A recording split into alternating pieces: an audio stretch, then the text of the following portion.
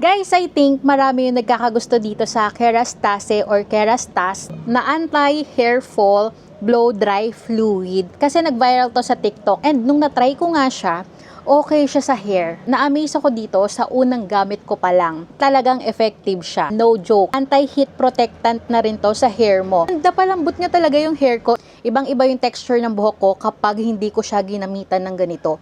Tinitipid ko to kapag meron lang akong lakad kinabukasan, saka ko lang siya ginagamit kasi nga ayoko siyang maubos dahil medyo maharlika ang kanyang presyo. Nakakita ako ng dupe niya.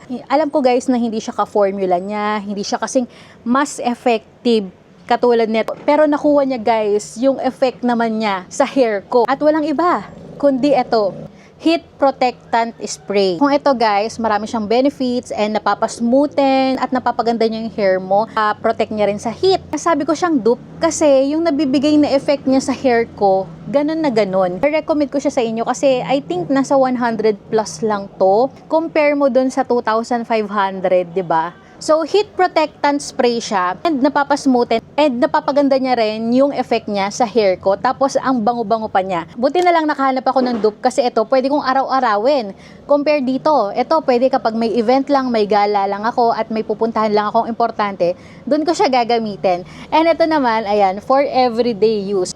So, ayun lang guys, ilalagay ko dito yung pinagbilhan ko nito kung sakaling interested kayo. Ayun lang guys, buyers, follow me for more!